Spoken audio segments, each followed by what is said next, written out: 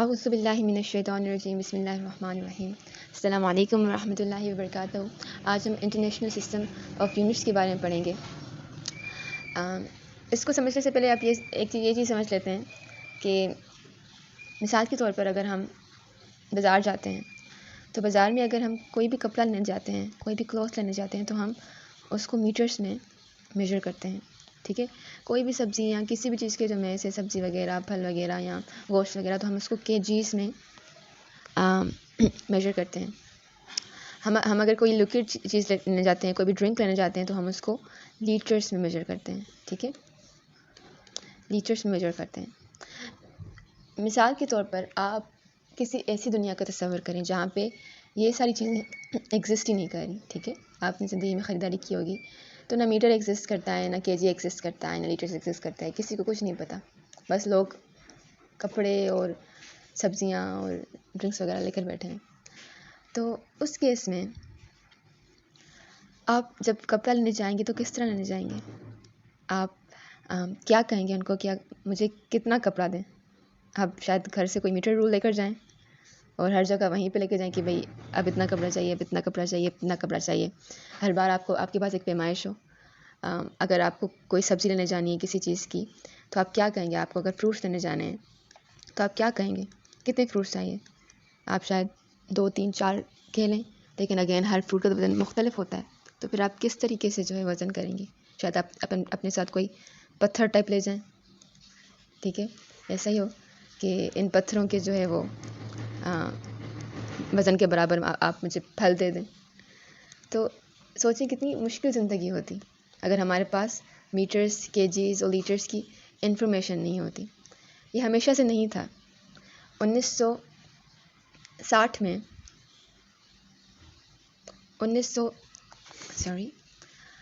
ये हमेशा इस तरह नहीं था। 1960 में हमारे पास कुछ साइंटिस्ट की एक कमेटी बैठी जिन्होंने ये डिसाइड किया कि भाई हम कुछ सेट ऑफ यूनिट्स जो हैं वो बनाते हैं।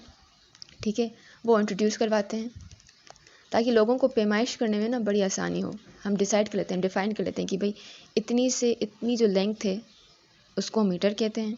ठीक है, इतने किलो जो वज़न होगा ग्राम्स में केजी का, उसको हम केजी कहेंगे। ठीक है, उसको हम केजी कहेंगे, इसको हम मीटर कहेंगे। ठीक है, और जिस तरह हमने आपको बताया कि टाइम किस तरह मेजर हुआ था, तो उस टाइम को उन दो सीज़ियम एटम्स की जो वाइब्रेशन है उनको हम सेकंड कहेंगे। ठीक है, तो कुछ बेस यूनिट्स उन्होंने डिफ़ाइन किए ताकि लोगों को चीज़ें मेजर करने में आसानी हो।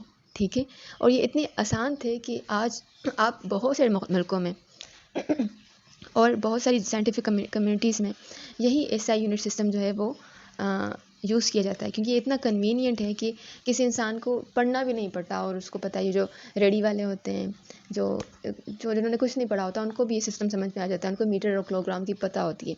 ठीक है, तो यूनिट्स जो हैं हमारे पास वो दो किस्म के होते हैं। उन्होंने दो किस्म की यूनिट डिफ़ाइन किए। पहला जो था वो था बेस यूनिट्स।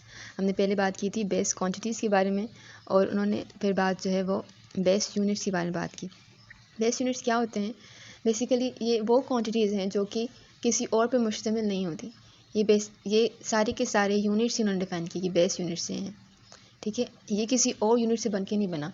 मीटर की लेंथ उन्होंने खुद डिफ़ाइन की, मैस का जो वज़न है उन्होंने खुद डिफ़ाइन किया, सेकंड की जो मतलब वक्त है, कितना वक्त है एक सेकंड में, वो उन्होंने खुद डिफ़ाइन किया। एक इलेक्ट्रिक करंट जो है, ये टेम्परेचर, ये सारी जो है इंडस्ट्रियलाइज चीज़ें हैं। ठीक है, इलेक्ट्रिक करंट और thermodynamic temperature, intensity of light जो है, और अमाउंट ऑफ सब्सटेंस, ये सारी उन्होंने खुद जो है वो डिफ़ाइन की कि अच्छा ये इतना होना चाहिए, 1 एम्पीयर इतना होगा, 1 केल्विन इतना होगा, 1 कैंडेला इतना होगा, 1 मोल इतना होगा। ठीक है, ये उन्होंने खुद डिफ़ाइन किए। और इसके ही कंपैरिजन में जो दूसरी क्वांटिटीज़ थी वो थी ड्राइव्ड यूनिट्स की। जिस तरह हमने ड्राइव क्वांटिटीज़ के बारे में पढ़ा था कि वो क्वांटिटीज़ जो किसी बेस क्वांटिटीज़ पर मुश्तमिल हैं, तो वो क्वांटिटीज़ जो कि बेस यूनिट्स पे मुश्तमिल हैं। जिस तरह हमारे पास फोर्स का यूनिट है वो उन्होंने कहा कि न्यूटन होगा, जो वर्क का यूनिट है वो उन्होंने कहा कि जाउल होगा, और पावर का यूनिट वॉट होगा, प्रेशर का यूनिट पास्कल होगा और इलेक्ट्रिक चार्ज का यूनिट कूलम होगा।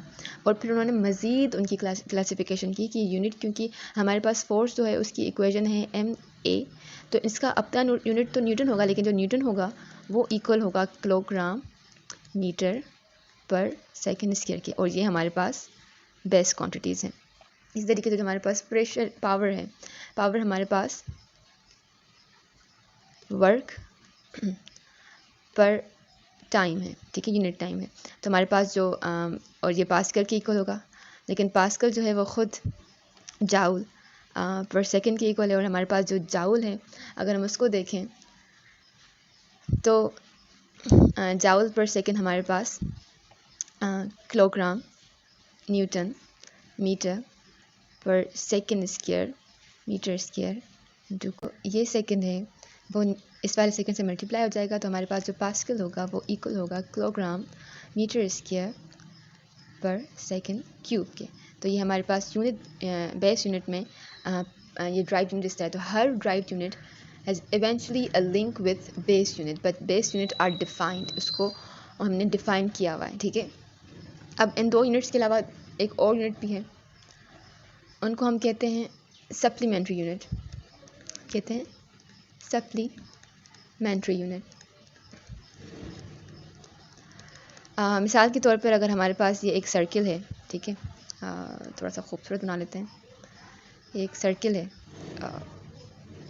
ठीक है, नहीं एक थोड़ा सा और खूबसूरत बनाते हैं ये हमारे पास आए हुआ पैसा बनते हैं, हाँ सर्किल है। अब इसका एक सेंटर है, ठीक है, सेंटर से जो सरफेस तक का डिस्टेंस होता है उसको हम रेडियस कहते हैं, और ये हर पॉइंट पे सेम होता है, ऐसा ही है। अगर हम दो रेडियस इस तरह बनाएं, इतने दूर बनाएं एक दूसरे से कि जो यहाँ पे जो डिस्टेंस बन रहा है ना, इसको हम आर्क कहते हैं, यहाँ पे डिस्टेंस बन रहा है वो भी आर के बराबर ही हो। अगर इस तरह हो जाए तो जो इन दो रेडियस के बीच में जो एंगल बनेगी ना, हम उस एंगल को कहेंगे 1 रेडियन। ये एंगल का यूनिट है, एंगल रेडियंस में या डिग्रीज़ में जो है वो मेजर की जाती है। हमारे पास 1 रेडियन जो है वो इक्वल है 180 डिग्री ओवर पाई के, ठीक है। तो ये हमारे पास एक सप्लीमेंट्री यूनिट है। सप्लीमेंट्री यूनिट्स वो होते हैं जिनका अभी डिसाइड नहीं हुआ कि वो ड्राइव यूनिट है कि बेस यूनिट है, इसलिए उनको बीच में सप्लीमेंट्री यूनिट किया गया है। इसके ही बरक्स अगर हम 3 डायमेंशन में देखें तो अगर हमारे पास एक स्फीयर है, उसके बीच में हम दो रेडियस इस तरह ड्रॉ कर रहे हैं, उसके सरफेस पे एक एरिया बन रहा है जो कि इसके उसका एरिया जो है वो आर स्क्वायर हो। आप इसको थोड़ा सा विजुअलाइज़ करें कि आप एक फ़ुटबॉल के अंदर हैं, ठीक है, आप एक फ़ुटबॉल के अंदर हैं, बिल्कुल बीच में हैं, और फिर आप वहाँ से एक टॉर्च जो है वो चलाते हैं। तो टॉर्च की जो लाइट है वो किस तरह ट्रेवल करती है, वो बेसिकली पहले बिल्कुल नैरो होगी, फिर आगे चली जाएगी, तो वो दोनों लाइंस जो हैं, वो दोनों जो लिमिट्स हैं उस लाइट की, वो एक दूसरे से दूर होती जाएंगी, और जो सरफेस पे हमारे पास एक फिर जो स्फीयर का सरफेस है वहाँ पे एक गोल दायरा बन जाएगा, ठीक है। इसी तरीके से बिल्कुल ये हमारे पास टॉर्च है, यहाँ पे एक लाइट जा रही है, और यहाँ पे जो है वो एक पूरा सर्कुलर स्पॉट बना रही है वो लाइट। तो जो स्पॉट का एरिया होगा ना वो आर स्क्वायर होगा। अगर इस तरह हो जाए तो इन दोनों के बीच में जो एंगल होगी ना वो होगी 1 रेडियन, ठीक है। अगेन ये हमारे पास ना बेस क्वांटिटी ना ड्राइव क्वांटिटी है, तो इसीलिए हमने इनको सप्लीमेंट्री यूनिट के तौर पे रखा हुआ है। तो आज का लेक्चर बस इतना ही। अगर वीडियो पसंद आई हो तो लाइक कीजिए, शेयर कीजिए और सब्सक्राइब कीजिए। बहुत शुक्रिया, मिलते हैं अगली किसी लेक्चर में, तब तक के लिए अल्लाह हाफ़िज़।